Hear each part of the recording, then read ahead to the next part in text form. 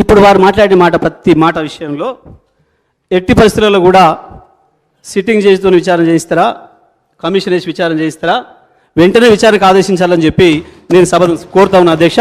తమరి ద్వారా వెంటనే వారు చేసిన ప్రతి ఆరోపణ పైన సిట్టింగ్ జడ్జితోన కమిషన్తోన ప్రభుత్వం యొక్క విజ్ఞతకు వదిలేస్తూ ఉన్నా. ప్రతి దానిపైన కూడా వెంటనే విచారణ ప్రారంభించాలి. అయితే దాంట్లో దోషులు ఎవరో దొరికితే వాళ్ళని శిక్ష వేయాలి, లేదా ఆధారాలు లేకుండా అసంబద్ధమైన ఆరోపణలు చేసిన వారికి శిక్ష పడాలి. తప్పకుండా ఇది తేలాలని చెప్పి నేను విజ్ఞప్తి చేస్తా ఉన్నా అధ్యక్ష.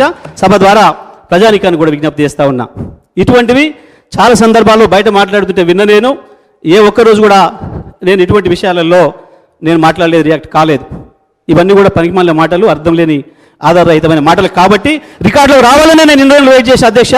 గత 5 సంవత్సరాలుగా రికార్డులో రావాలని నేను వెయిట్ చేస్తా ఉన్నా. ఇవాళ రికార్డులోకి వచ్చిండ్రు, తప్పకుండా దీనిపైన చర్య తీసుకోవాలని చెప్పి నేను తమరి ద్వారా ప్రభుత్వాన్ని కూడా కోరుతా ఉన్నా అధ్యక్ష.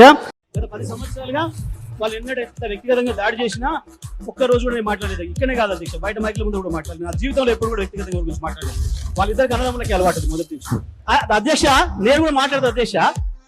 అవసరాల కొరకు, అధికారం కొరకు, పదవుల కొరకు, పేటెంట్ల కొరకు, కాంట్రాక్ట్ల కొరకు పార్టీలు వీళ్ళ సార్ మాట్లాడేది. ఈ పరిమాణంలో నా గురించి మాట్లాడేది. ఈ పార్టీలో ఉండి ఆ పార్టీకి పోయి బీజేపీకి పోతే కూడా బీజేపీలో ఉన్న ఓటేమని చెప్పిన కీల మాట్లాడతారా? కీలక నైతికత ఉందా? వీళ్ళ నైతికత ఉన్న వాళ్ళు